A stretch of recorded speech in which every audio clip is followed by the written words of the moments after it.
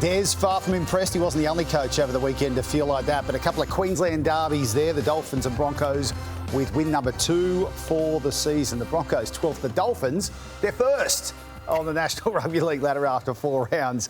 Every team has now had a loss. The only team without a win, Gus, Desi's Gold Coast Titans. Few would have seen it coming. Yeah, well, look out. I say every year, after 6 rounds, everyone loses one, everyone wins one. So the Titans are getting close to a win. He's got a couple of rounds to go. Got to get close to a win. The spray after the match to the team. You've said it often on this show that you've only got a couple of these. Was this the right time to use one? Well, Des is pretty experienced. He would know. He's the one working with them all the time. I would have thought it would take time to have his effect up there. I didn't think it would be instantaneous. But he's gone off early. I figure you've only got one of these in the season that's going to have any impact. It'll be interesting to see how they come out next week. They're highly talented. I've been saying about the Gold Coast Titans for a number of years.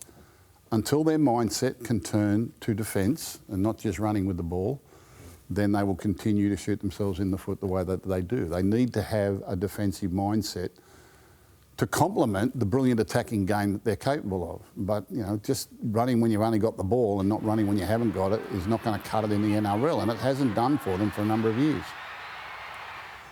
What do you think of what you saw on the weekend from the Gal? Oh, I was listening on the radio. I was on the way home from work myself, so I didn't get to see it. But, look, am I surprised? Look, the fact they haven't won a game, yeah, probably does surprise me, but I don't think the Titans will be too close to the top 8. I know they've got Desi there, and you know, the club want him there, and they think he may be a bit of X factor to bring to the club. But I still don't think, you know, look, forwards at the back of his career, they're halfbacks, you know, doing his best, but I just don't think they can make the top 8. For Fido, his first game back, I like Mo Fodawaker. They've lost their captain. I just think it's going to be a tough year for them. The hard part, though, is I know you said they weren't going to make the 8, but the teams that they've lost to and looked so bad against, the Dragons, the Dogs, and the Dogs and the Dolphins, which, to be fair, many people didn't think they would make the 8 either, those 3 teams, and they've been woeful.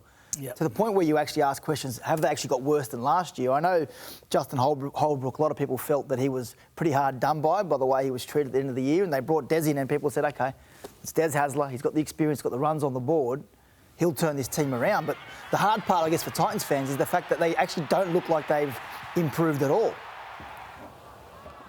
It's a hard watch. It is hard. It is hard. Look, it's tough for them, and it's a hard play. It is hard. It's hard to even talk about. We sort of have moments of silence here because we don't really know what to say about it. As I said, I just think it's going to be a tough year for them. I've never thought they've had a good roster, and I just don't think they do now. And Gus, what about Wayne and the Dolphins? Are we giving them enough credit here for what he's... No, not at all. I mean, you know, they've won a couple of games now. They've always got points in them. You know, they play with plenty of passion. They play for the 80 minutes. They don't always get it 100% right, but if you give them enough possession and enough opportunity, they take it. They've got great speed, they've got creativity.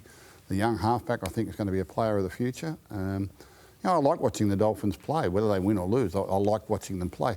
What people don't appreciate, I think, is that just how hard it is at the bottom of this competition for all those teams to get out of the cellar. This NRL competition, the good sides are so good. They really are. And then you've got a group of teams in the middle who are all pretty equal, and some will make the 8 and some will miss out. And then you've got the teams down below that are struggling to get out of that area, and it's going to take time for all of them.